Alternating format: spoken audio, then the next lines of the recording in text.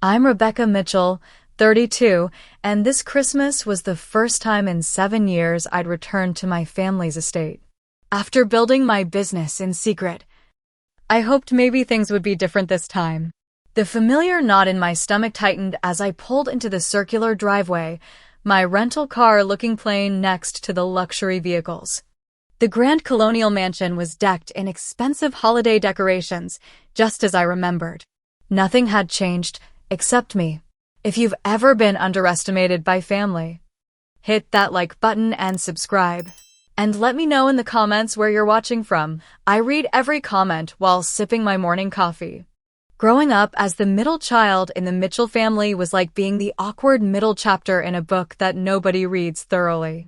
My older sister Madison was the golden child, beautiful, socially adept, and following perfectly in our mother's footsteps. My younger brother James was the precious heir, groomed from birth to take over our father's real estate development company. And me? I was the afterthought, the extra person in family photos, the one whose academic achievements were met with distracted nods. Our family wasn't just wealthy. We were old money wealthy with new money displays. Our father, Thomas Mitchell, had expanded his inherited real estate business into a development empire spanning 3 states. He was respected, feared, and admired in equal measure by business associates, but at home, his attention was laser-focused on grooming James for succession. I could count on one hand the times he'd attended my school events, while he never missed a single one of James's baseball games. Mother, Diane Mitchell, was the quintessential socialite.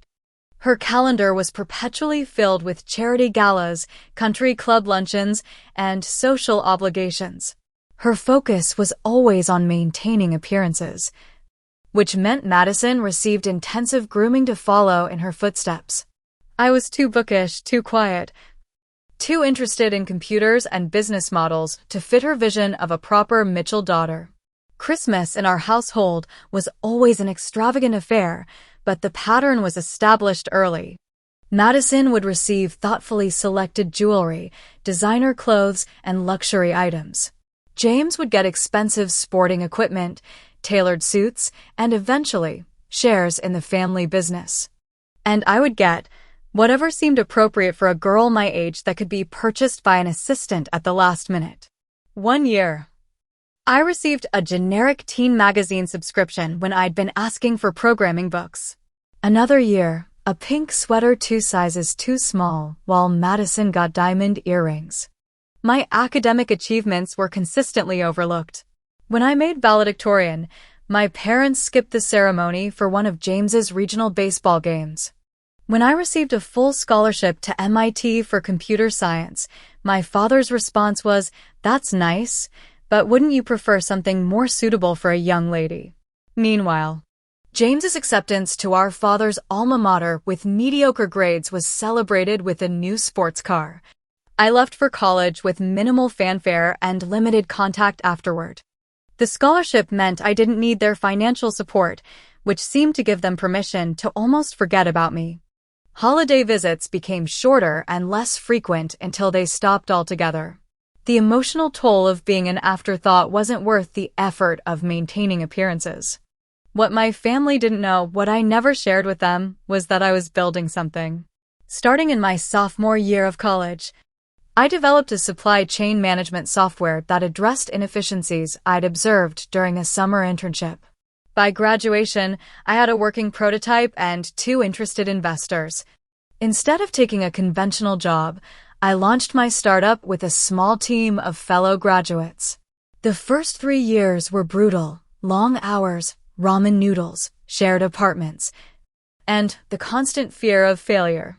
But our product was solid, addressing real problems that other solutions ignored. By year 5, we had major clients in 3 industries. By year 7, we were profitable enough that I could afford a modest but comfortable lifestyle, though I deliberately kept my expenses low and reinvested in the company. Then, just 2 months ago, everything changed.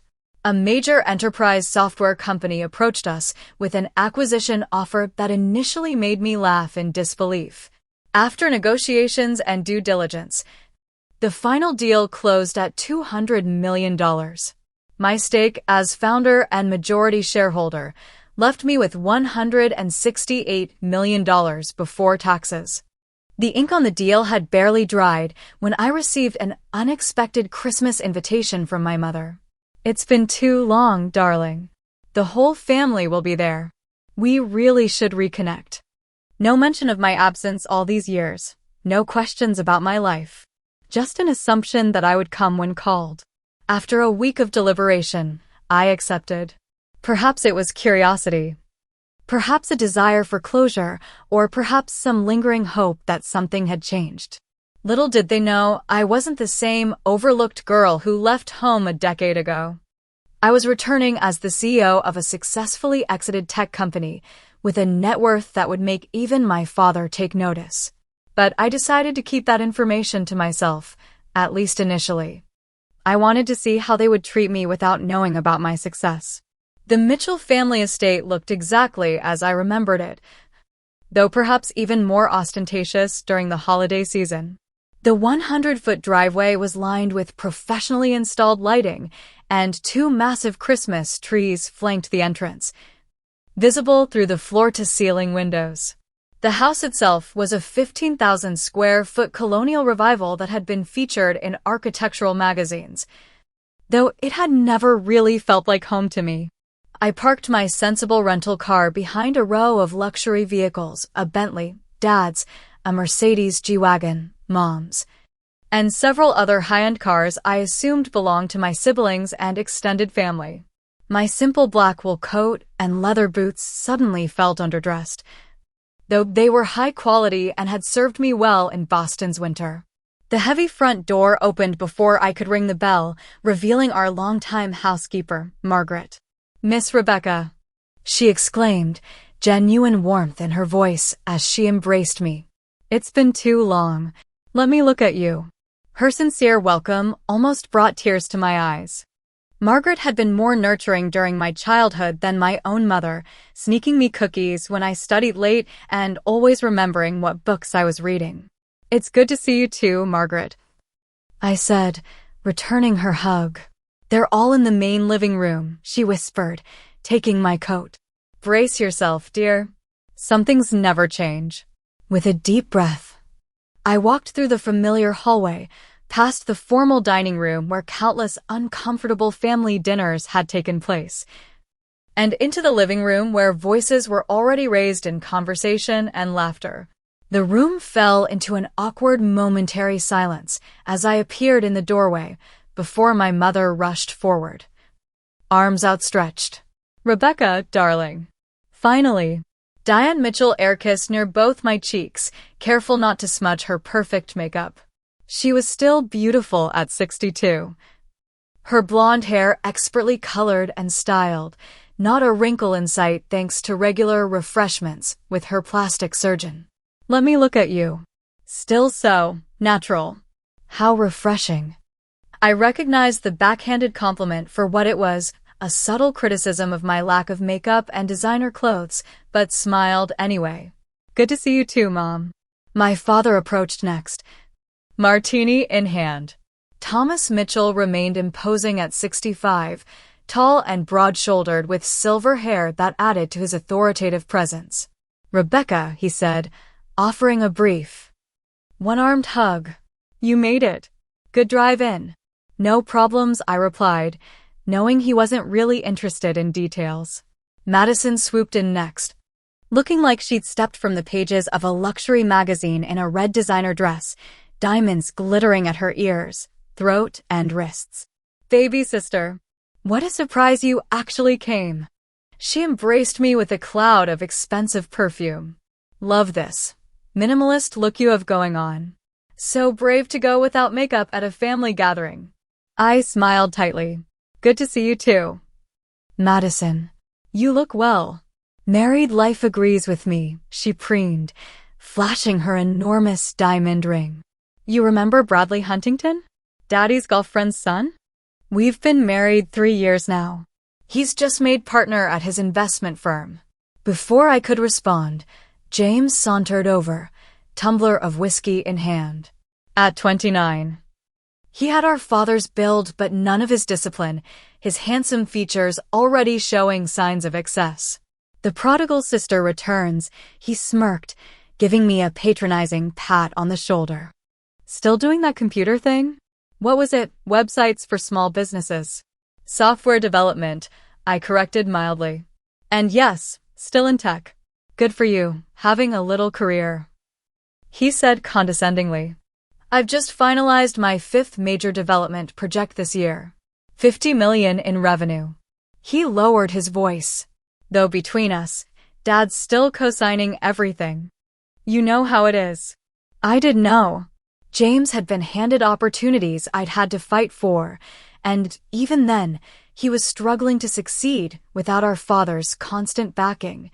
Introductions continued with extended family, Aunt Elaine, my father's sister, and Uncle Richard, their children, and Madison's husband Bradley, who barely looked up from his phone to acknowledge me. The conversation quickly returned to topics that excluded me: Madison's country club memberships, James's business deals, vacation homes, and luxury purchases. When I attempted to join conversations, I was either interrupted or met with glazed expressions. At one point, I mentioned a recent trip I'd taken to Japan, only to have Madison cut in with, speaking of travel. Bradley and I just booked a private yacht for a Mediterranean cruise this spring. The chef used to work for the royal family. During dinner, I tried again, mentioning an interesting article I'd read about commercial real estate trends, thinking my father might engage. That's cute, Rebecca, he said dismissively. But unless you're actually in the industry, those articles are just speculative nonsense. James and I were just closing a major office complex deal downtown. Weren't we, son? James nodded importantly, though I noticed a flicker of something worry cross his face before he composed himself. As the evening progressed, I began to notice subtle tensions beneath the opulent surface. My father drank more than I remembered, and twice I overheard hushed, tense exchanges between him and James that abruptly ended when others approached. Madison's husband spent more time checking his watch and making phone calls than participating in family conversations. Most interestingly, I caught my mother watching me with calculating eyes when she thought I wasn't looking, not with maternal affection, but with assessment, as though trying to solve a puzzle. I wondered what had really prompted my invitation after all these years of comfortable forgetting I existed. Christmas Eve in the Mitchell household had always followed a precise, almost ceremonial schedule. Breakfast was served promptly at 9, followed by last-minute preparations for the evening's formal dinner. Gifts were arranged under the 12-foot tree in the main living room, to be opened Christmas morning after brunch. I came downstairs to find my mother directing staff in the kitchen, clipboard in hand as she supervised the preparation of the traditional 7-course Christmas Eve dinner. Rebecca, there you are. We're quite busy, as you can see, she said when she noticed me. Perhaps you could find something to occupy yourself until dinner? The library is still where you remember it. I'd be happy to help with preparations, I offered, rolling up my sleeves. My mother looked momentarily horrified. Oh no, dear, that's what we have staff for. Why don't you go relax? Madison and Bradley are in the sunroom having mimosas. Dismissed again. I wandered through the house, reacquainting myself with the place I'd grown up but never belonged in. As I passed my father's study, I overheard raised voices, my father and James, in what sounded like an argument. The bank won't extend the line of credit, Dad. We're overextended on 3 properties already, James was saying, his voice tense.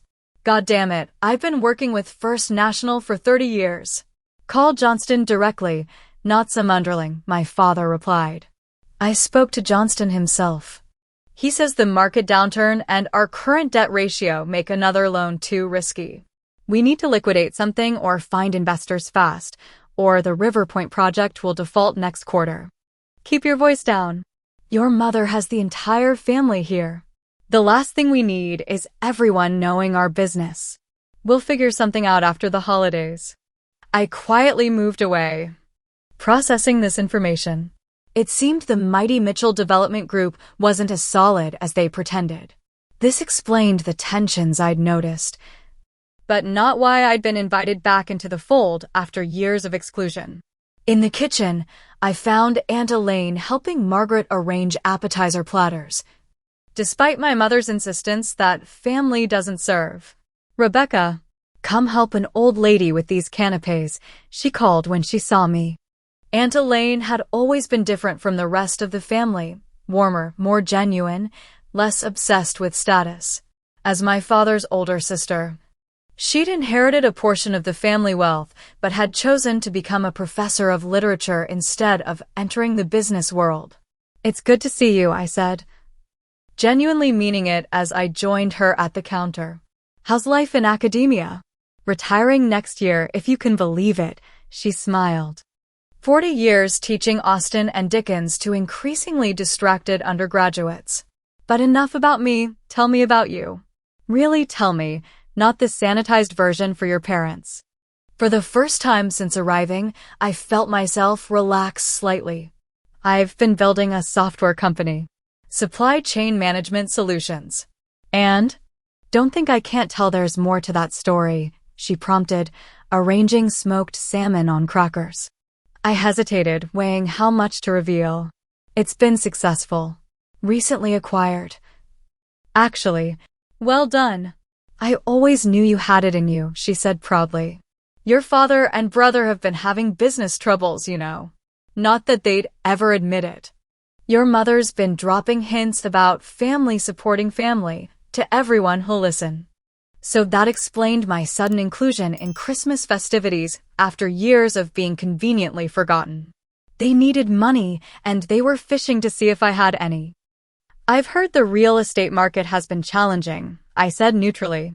Challenging is one word for it. Overextended is another, Aunt Elaine replied dryly. Just be prepared for some financial fishing expeditions disguised as familial concern. Later, as I helped Margaret set the formal dining table with the family's Wedgwood china and sterling silver flatware, I noticed there were gift bags on the sideboard, elegant, expensive-looking packages with everyone's names calligraphed on gift tags. Everyone except me. "Margaret, are there more gifts somewhere else?" I asked quietly. The housekeeper's face showed a flash of discomfort. "I believe Mrs. Mitchell was handling your gift personally," she said diplomatically, which I translated as, "They hadn't bothered to get me anything." A familiar hurt tried to surface, but I pushed it down. I was no longer that approval-seeking child desperate for crumbs of parental affection. I had built something valuable without their support or acknowledgement. Their oversight said everything about them and nothing about my worth. The Christmas Eve dinner was as elaborate as I remembered, oysters and caviar to start, followed by lobster bisque, citrus sorbet palate cleanser, beef Wellington, seasonal vegetables, artisanal cheese selection, and finally, a traditional Christmas pudding flamed with brandy. The table sparkled with crystal and silver, and the conversation sparkled with equally superficial shine. As dessert was served, my father raised his glass. "A toast to family traditions and having everyone home for Christmas," he said, his gaze sliding past me to rest proudly on James. Mitchell Development Group has faced some challenges this year, but we're poised for a strong comeback in the new year. Family is the foundation of everything we do. I noticed James shift uncomfortably in his seat, while my mother's smile remained fixed in place. Madison chimed in quickly, speaking of family success. Bradley's firm just added 3 new high-profile clients. They're practically begging him to take on more accounts. Bradley looked up from his phone long enough to nod in acknowledgement before returning to whatever held his attention there. The conversation continued in this vein, carefully curated success stories that I strongly suspected were embellished or outright fabrications, given what I'd overheard earlier. No one asked about my work or life. When I mentioned a recent philanthropic project I'd funded, a tech education program for underprivileged girls, Madison quickly redirected the conversation to her charity gala committee work. As coffee and liqueurs were served in the living room after dinner, I observed the elaborate array of gifts under the tree.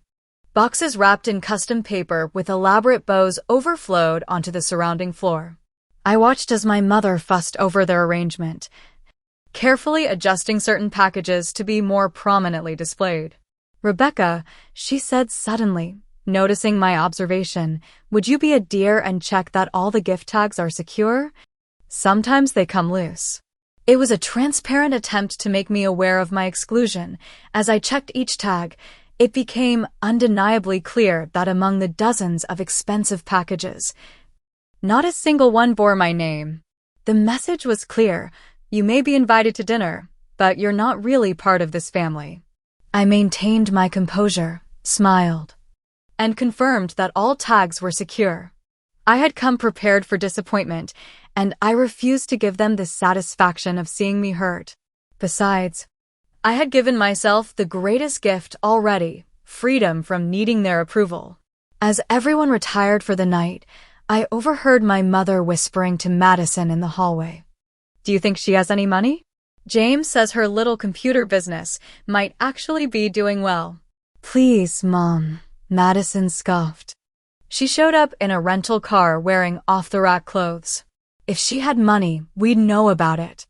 I smiled to myself as I climbed the stairs to my old bedroom. Tomorrow would certainly be interesting. Christmas morning at the Mitchell estate began with a choreographed sequence as predictable as a ballet. Brunch was served at 10, eggs Benedict, smoked salmon, fresh pastries, and mimosas, followed by the gift exchange at 11 precisely. Everyone dressed for the occasion, even in their casual Christmas attire. The family looked ready for a holiday photo shoot in coordinating colors of red, green, and gold. I chose a simple but high-quality cashmere sweater and well-tailored black pants, expensive but not flashy. No designer logos or recognizable status symbols. I deliberately maintained my understated appearance, curious to see how the day would unfold. The living room was a picture-perfect Christmas scene. A fire crackled in the marble fireplace. The massive tree glittered with hundreds of lights and heirloom ornaments, and the gifts beneath formed an impressive display of wealth and excess. My father played his annual role of Santa, distributing gifts one by one so each could be properly admired by the group. "First one's for Madison, from your mother and me," he announced, handing over a small package wrapped in gold paper. Madison made a show of carefully unwrapping it, then gasped appropriately, "The Cartier bracelet I wanted. It's perfect." She immediately fastened the diamond tennis bracelet on her wrist, making sure everyone could see it sparkle in the light. The performance continued. James received a Rolex watch, golf club memberships, and keys to a new sports car. Madison accumulated a small fortune in jewelry, designer handbags, and a voucher for a luxury spa weekend. Bradley got premium scotch, custom cufflinks, and a leather briefcase. Even extended family members received thoughtful, expensive gifts, and Elaine's first edition Austin, Uncle Richard's rare whiskey. I sat quietly, observing the materialism masquerading as generosity. No one seemed to notice, or they deliberately ignored, that I was the only one without a growing pile of presents. Aunt Elaine caught my eye occasionally, her expression apologetic. After nearly an hour, the mountain of presents had dwindled to just a few remaining packages. "And this one's for James. From your Aunt Elaine," my father announced, handing over the final gift. As James unwrapped his present, an awkward silence began to settle over the room. Everyone had received multiple gifts, everyone except me. I could feel eyes darting in my direction, then quickly away. Aunt Elaine looked mortified. Uncle Richard suddenly became very interested in his new golf accessories. The silence stretched uncomfortably until my mother laughed, a brittle sound that failed to mask the deliberate cruelty of the moment. "Oh my goodness," she exclaimed with exaggerated surprise. "It seems we forgot about Rebecca. How silly of us." My father cleared his throat. Well, it has been some time since you've joined us for Christmas. Perhaps we could find something around the house later. Madison adopted a sympathetic expression that didn't reach her eyes. Oh, poor Becca. We didn't think you'd actually come after all these years. What a shame. James was less subtle. Maybe if you'd been around more or contributed to the family, we'd have remembered to shop for you, he said with a smirk. Some of us have been busy actually working in the family business.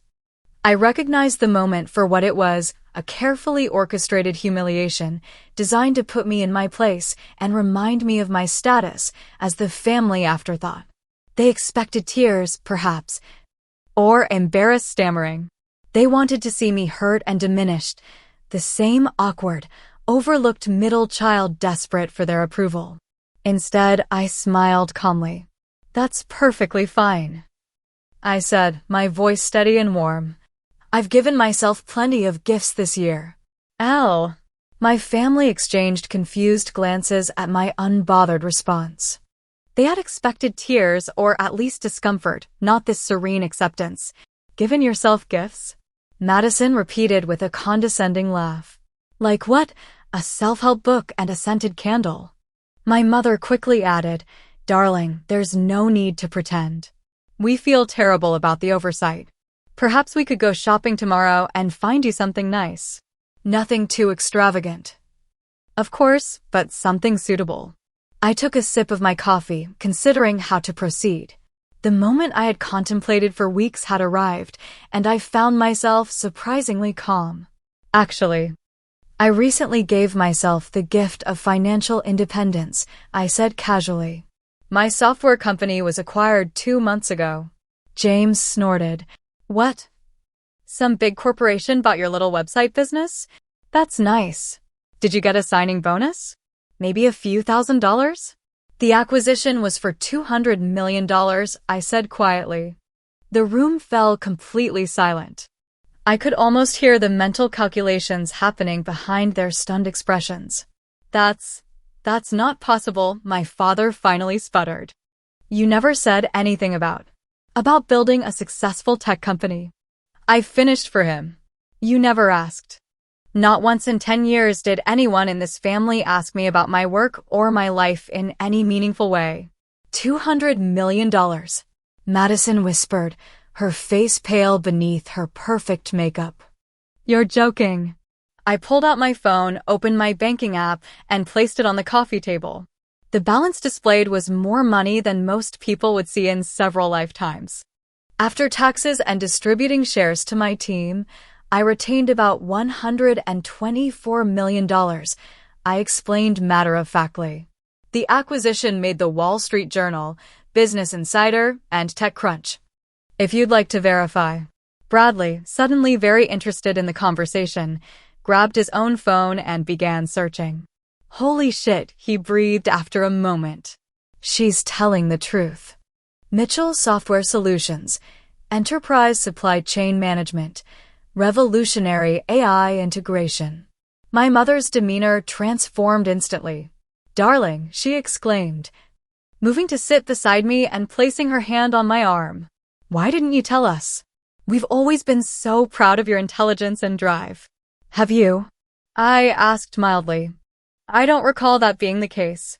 Of course we have, she insisted. We were just talking the other day about how independent and resourceful you've always been. Weren't we, Thomas?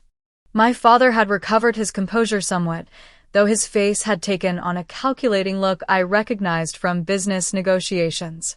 Absolutely. We always knew you'd make something of yourself, Rebecca. Mitchell drive and intelligence, through and through. James looked like he'd swallowed something sour.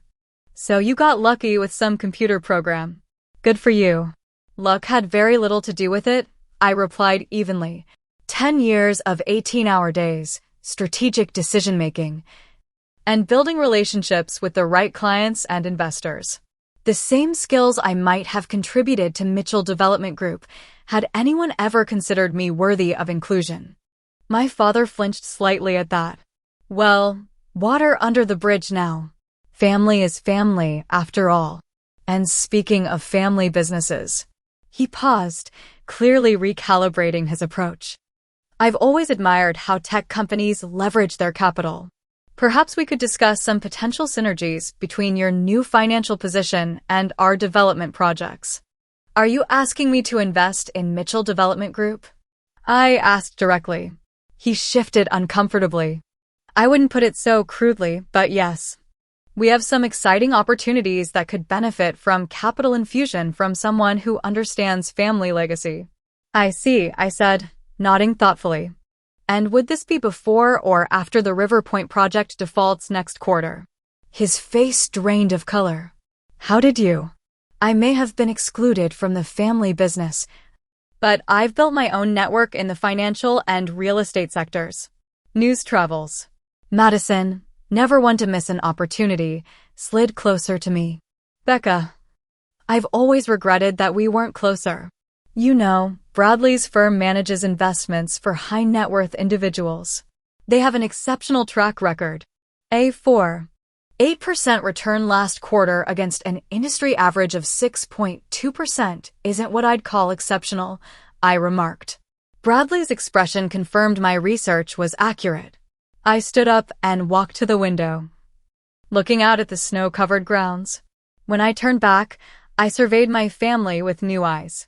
The power dynamic had shifted so dramatically it was almost amusing.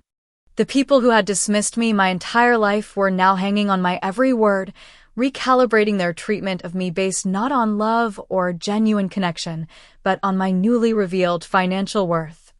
I've purchased a penthouse in Boston, a vacation home in Kyoto. I fell in love with Japan during a business trip and established a foundation funding tech education for girls from underserved communities, I continued, watching their reactions.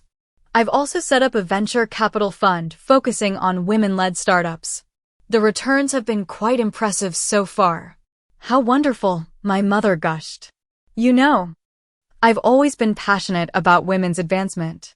Perhaps I could sit on your foundation board? I have extensive experience with charity organizations. Planning fundraising galas isn't quite the same as strategic philanthropy, Mother, I said kindly but firmly.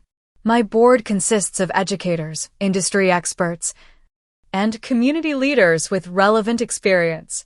Aunt Elaine, who had been quietly observing this remarkable shift in family dynamics, finally spoke up. Rebecca, I couldn't be prouder of what you've accomplished. Not because of the money, but because you built something meaningful on your own terms. Her sincere words were a stark contrast to the transparent calculations happening around the room. Thank you, Aunt Elaine, I said with genuine warmth. That means a lot coming from you. My father cleared his throat. Well, this calls for a celebration. I'll open the Dom Perignon we've been saving for a special occasion. Yes, my mother agreed eagerly. And we must have you over more often, darling. In fact, why don't you join us for New Year's Eve? We're hosting our annual party, and there are some lovely single men I'd like you to meet. Very successful, from good families. I smiled politely. I already have plans for New Year's. I'm hosting a celebration on my yacht in Miami for my executive team and their families. We've all worked incredibly hard, and they deserve to be rewarded for their contributions to our success. A yacht, Madison exclaimed, unable to hide her envy. Since when do you have a yacht? Since last month, I replied simply. It was a gift to myself for the successful acquisition. As my father returned with the champagne, I observed the dramatic transformation in how my family related to me. Every word I spoke was now met with rapt attention. Stories they would have ignored days earlier were suddenly fascinating. Accomplishments they would have dismissed were now remarkable evidence of the Mitchell business acumen. It was exactly as hollow as I had expected it would be. As the champagne flowed, the facade of family unity grew increasingly transparent. My mother had positioned herself next to me on the sofa, periodically touching my arm or shoulder as if to establish a connection that had never existed. My father kept steering the conversation toward family investment strategies, while James alternated between thinly veiled resentment and awkward attempts to establish himself as a business equal. Only Aunt Elaine's congratulations felt genuine. After the initial champagne toast, she pulled me aside by the Christmas tree. "I've followed your company's progress from afar," she admitted. "I didn't want to intrude on the life you built independent of this family, but I've kept a folder of every article mentioning your work." "I'm so proud of what you've accomplished, Rebecca." "You knew?" I asked, surprised. "Of course. Unlike some people in this family, I actually take an interest in more than just appearances." She glanced meaningfully toward my mother, who was now loudly telling Uncle Richard's wife about my daughter, the tech genius, as if she'd been supportive all along. "Thank you for not telling them," I said softly. "It wasn't my success to share," she replied simply. Though I admit I've been looking forward to this moment for quite some time. The expressions on their faces were worth the wait. Our conversation was interrupted by Madison, who swept in with 2 fresh champagne flutes. "Sister bonding time," she announced, practically pushing Aunt Elaine aside. "We have so much catching up to do." Once Aunt Elaine had moved away, Madison's bright smile dimmed slightly. "So, about your foundation." "I've actually been thinking of starting something similar myself. I have so many connections in the social scene who would love to support women in business or technology or whatever your focus is. Educational access and scholarship opportunities for girls from low-income backgrounds," I clarified. "Right, exactly," she nodded dismissively. "The thing is, starting these organizations from scratch is so complicated. All that paperwork and structure. Perhaps I could come on board with yours? Co-chairs would make such a powerful statement about sisterly collaboration." I regarded my sister thoughtfully. In our entire lives, she had never shown the slightest interest in collaboration with me, nor any particular concern for educational access. "What would you bring to the foundation, Madison?" I asked directly. "My social network, of course. My name, my connections. People would attend events if I invited them."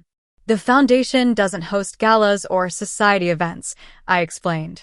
"We work directly with community organizations, schools, and technology companies to create sustainable educational pathways. Our board meets monthly to review programs and allocate resources based on measurable outcomes." Madison's eyes glazed over slightly. "Well, surely you need someone to handle the social aspects. We have a dedicated communications team for that. But thank you for your interest." Before she could respond, Bradley appeared at her side, his previous phone obsession completely forgotten. "Rebecca, I've been looking into your company's acquisition. Absolutely brilliant strategy, waiting until enterprise demand for supply chain solutions peaked post-pandemic. My firm specializes in managing sudden wealth situations like yours." "I've been wealthy for some time, Bradley," I corrected him. "The acquisition merely changed the form of my assets from private equity to liquid capital." Of course, he nodded quickly. "But managing that kind of liquidity requires specialized expertise. I'd be happy to show you our exclusive investment portfolio. We typically only accept clients with referrals, but for family." "I work with Goldman Sachs's private wealth management division," I said. "But I appreciate the offer." Bradley's eager expression faltered. "Goldman is so conventional. Our boutique approach delivers much more personalized service. I'm quite satisfied with their 8.4% returns this quarter," I replied mildly. As Bradley fumbled for a response, my father called for everyone's attention. He had switched from champagne to scotch and had the flushed look that indicated he was several drinks in. "I'd like to propose another toast," he announced, "to family reconciliation and new beginnings. Rebecca, your success proves what I've always said. Mitchells are born for business. Now that you've rejoined the fold, I think it's time we discussed integrating your financial success with our family enterprise." There it was, the real reason for my sudden inclusion in family festivities. "Perhaps we should speak privately, Dad," I suggested, wanting to spare him the public embarrassment of what would inevitably follow. He waved his hand dismissively. "No need for privacy among family. We're all in this together." The Mitchell Development Group has been the foundation of this family for 3 generations. Now that you've had this windfall. It wasn't a windfall, I interrupted calmly. It was the result of a decade of strategic business development. He continued as if I hadn't spoken. As I was saying, now that you have these resources, it's time to strengthen the family legacy. We have several projects that need immediate capital infusion. With your contribution, we can. Dad, I said more firmly. Let's discuss this in your study. Something in my tone must have reached him because he nodded and led the way to his wood-paneled sanctuary. Once the door closed behind us, he dropped the jovial facade. We need 20 million by the end of January or we lose everything, he said bluntly, pouring himself another scotch.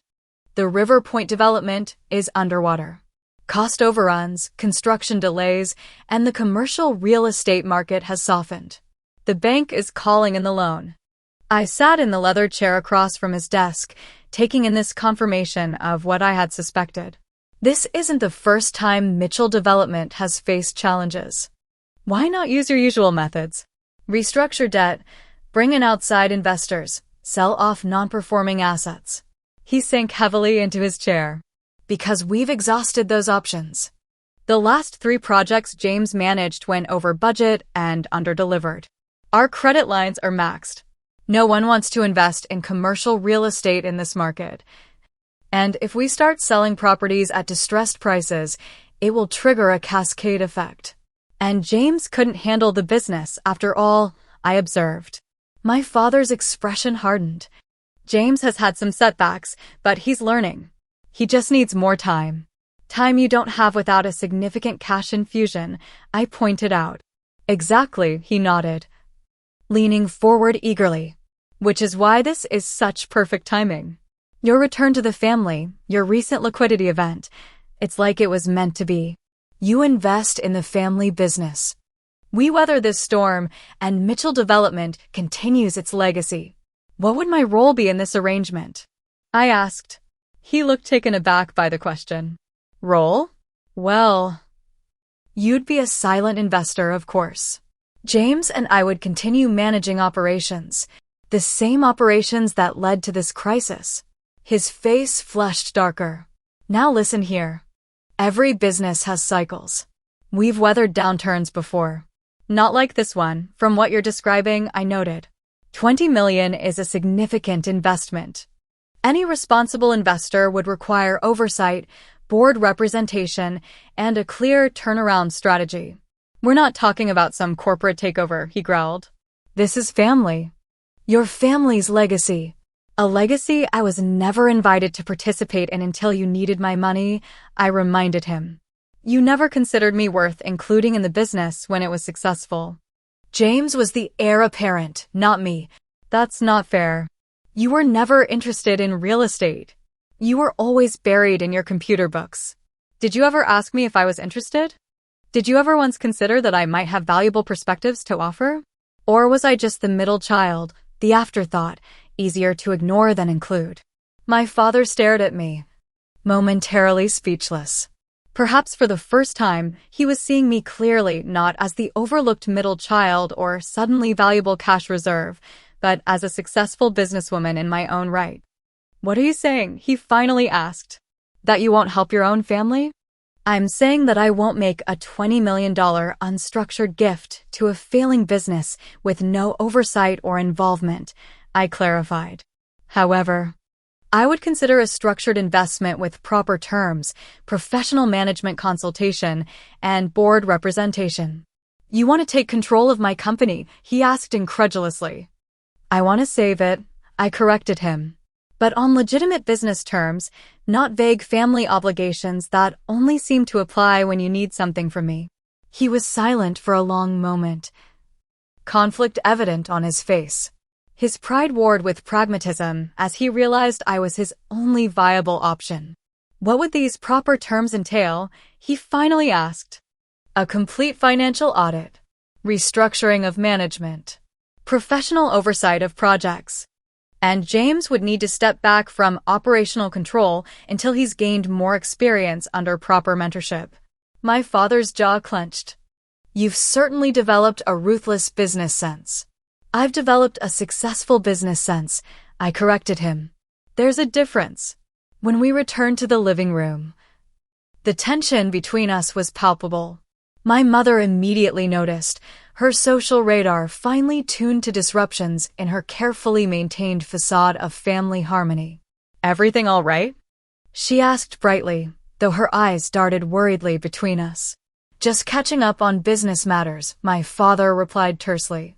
James sidled over, trying to appear casual. So?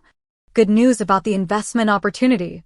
Rebecca needs time to consider her options, my father said tightly. James's false smile faltered. What's there to consider? It's family. Exactly, I agreed. Which is why any arrangement needs to be structured properly, with clear terms and professional oversight. Professional oversight, he repeated, affronted. What's that supposed to mean? It means if I invest in saving Mitchell Development, I would need to protect that investment with proper business controls, I explained. So you don't trust us, he accused, his voice rising. You think you can waltz back in here after 10 years, wave around your tech money, and take over? James, my father warned. But my brother was too far gone in his indignation.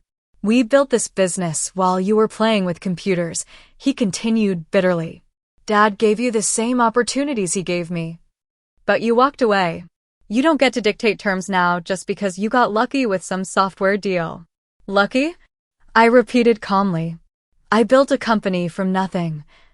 With no family connections, no safety net, and no inherited privilege. My success came from vision, hard work, and execution, not luck.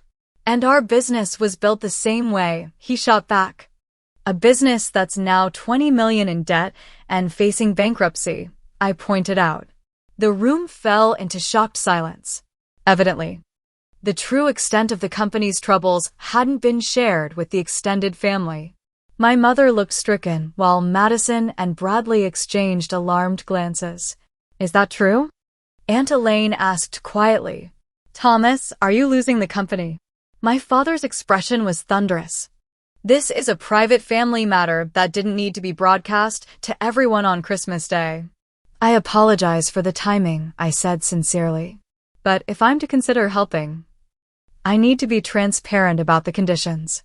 I won't be an ATM with no say in how the funds are used. My mother stepped forward, social damage control in full effect. Perhaps this discussion should wait until after the holidays. We're all a bit emotional and business talk is hardly festive. Rebecca, darling, no one sees you as an ATM, was it? We're just so proud of your success and naturally want to share opportunities with you. Opportunities that conveniently arose when the banks started calling in loans, I noted. That's unfair. She protested. We've always considered you part of this family. Have you? Then why was I the only person without a single Christmas gift today? Why did it take a financial crisis for anyone to reach out to me after years of silence? My mother flushed. That was an unfortunate oversight. No, Mother, it wasn't an oversight. It was a deliberate exclusion, just like every other time I've been an afterthought in this family. The only difference is that now you need something from me, so suddenly I matter. The brutal honesty left her speechless, her carefully constructed social veneer cracking visibly. In the uncomfortable silence that followed, Madison attempted to salvage the situation. Well, this has been sufficiently awkward. Why don't we move on to Christmas dinner? The staff has probably been waiting to serve. As the family moved uneasily toward the dining room, Aunt Elaine caught my arm. For what it's worth, she said quietly, some of us always knew your worth had nothing to do with your bank account. It was the one genuine moment in a day filled with calculations and manipulations, and I held onto it like a lifeline. Christmas dinner proceeded with an undercurrent of tension beneath the pristine white tablecloth and fine china. My father maintained a stony silence, while my mother overcompensated with bright, artificial cheer. James alternated between sullen glares and forced attempts at collegiality when my father shot him warning looks. The dramatic power shift hadn't just affected those directly involved in the business crisis. The entire family dynamic had recalibrated in the span of a few hours. Relatives who had barely acknowledged me that morning now directed their conversation my way, asking about my company, my travels, my perspectives. It was as surreal as it was transparent. I answered politely, but without the detailed revelations they clearly hoped for. My success wasn't a performance for their entertainment, and I had no interest in playing the role of conquering hero returning to save the family fortune. As dessert was served, I found myself observing them all with a new clarity. The material trappings that had once seemed so impressive, the crystal, the silver, the carefully curated appearances, now struck me as hollow props in an elaborate performance of success that masked deep insecurities. After dinner, as the family dispersed throughout the house, Aunt Elaine suggested a walk in the garden. Despite the winter chill, the estate's grounds were beautiful with fresh snow and twinkling lights along the pathways.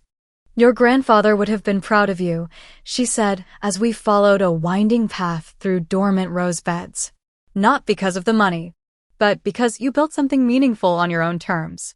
"You knew him better than I did," I acknowledged. "He died when I was 12. He was different from your father," she reflected.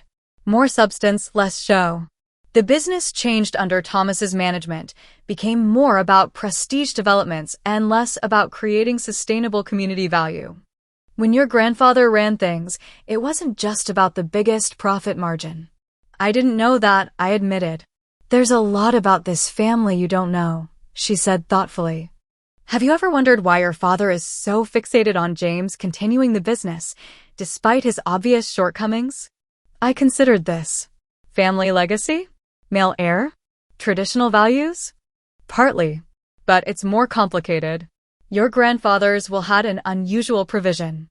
The controlling interest in Mitchell development can only be inherited by a direct descendant actively working in the business for at least 5 years prior to succession.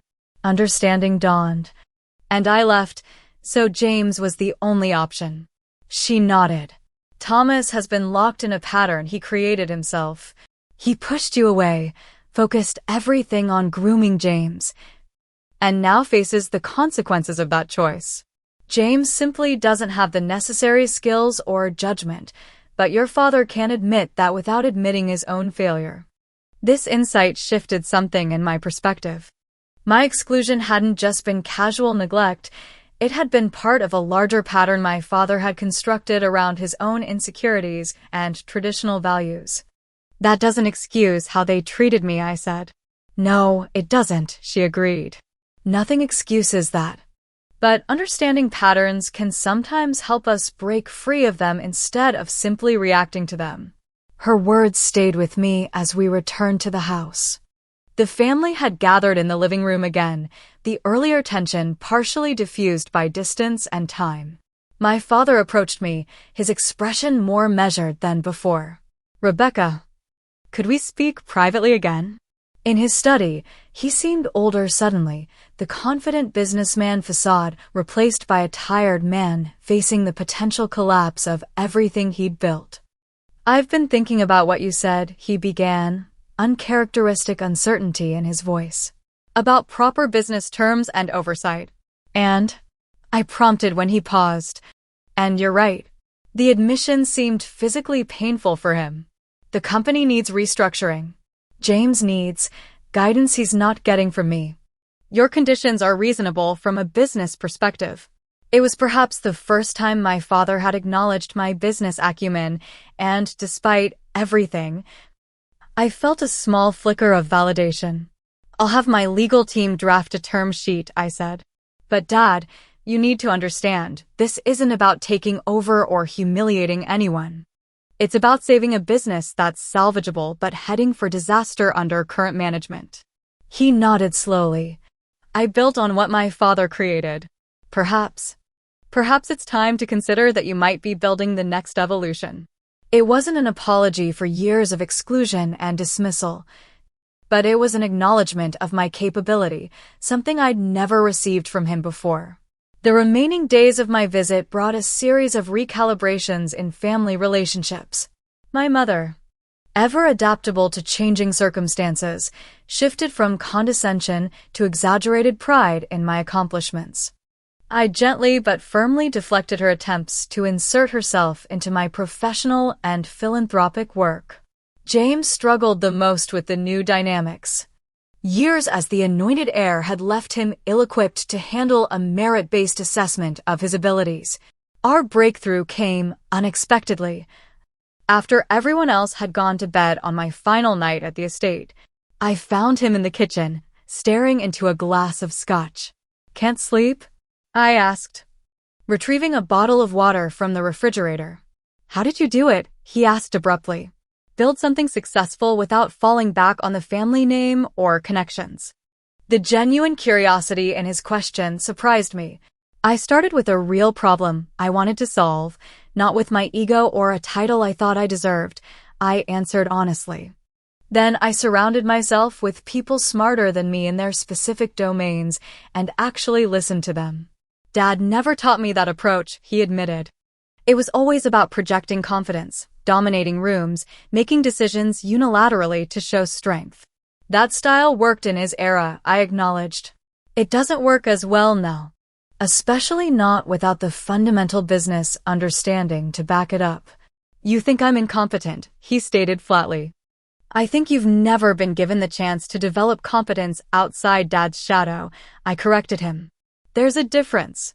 The restructuring would include executive coaching and mentorship for you, not to push you out, but to help you grow into the role you want." He considered this, swirling his scotch thoughtfully. "I've been a real ass to you, haven't I?" "At times," I agreed with a small smile. "For what it's worth, I'm sorry. For the Christmas gift thing too. That was Mom's idea. She thought it would remind you of your place in the hierarchy. Pretty stupid in retrospect." "Water under the bridge," I said, meaning it. "We have more important things to focus on now." As I packed to leave the following day, I reflected on the unexpected outcomes of my Christmas visit. I had come seeking closure. Perhaps some petty satisfaction in revealing my success to a family that had undervalued me. Instead, I found myself initiating a complex process of family business restructuring and, potentially, healing. The transformation wasn't instantaneous or complete. My mother still slipped into her old patterns when her guard was down. My father struggled with relinquishing control. James alternated between resistance and grudging recognition that change was necessary. But small shifts had begun in how they saw me and, perhaps more importantly, in how I saw myself in relation to them. 1 year later, I hosted Christmas at my Boston penthouse. The Mitchell Development Group was slowly stabilizing under new management structures, with my father serving as chairman emeritus while a professional CEO handled day-to-day operations. James was showing promising growth through a structured development program, finding his strength in client relationships rather than financial management. My relationship with my family remained a work in progress, complex, sometimes difficult, but evolving in ways I hadn't imagined possible that previous Christmas, when I sat among them without a single gift bearing my name. The greatest gift I'd given myself wasn't the financial success or the vindication of revealing it to my skeptical family. It was the freedom to define my own worth, independent of their validation or approval. In building my company, I had also built myself, my confidence, my judgment, my ability to navigate complex human relationships with both compassion and boundaries. As I watched my family interact with my chosen family, the close friends and colleagues who had supported me through the years of building my business, I realized that success isn't measured by bank accounts or revenge moments. It's measured by the life you create that aligns with your values and by the genuine connections you build along the way. So, if you've ever been underestimated, overlooked, or made to feel less than, remember that the most powerful response isn't a dramatic reveal or a moment of vindication. It's the quiet, Consistent building of a life that reflects your true worth, a life so full and authentic that external validation becomes unnecessary. Have you ever been underestimated by family or friends? How did you respond? Share your story in the comments below. And if this resonated with you, please like, subscribe, and share with someone who might need this reminder of their own worth. I'm grateful for this community of thoughtful, resilient people, and I wish you all the joy of being truly seen and valued for exactly who you are.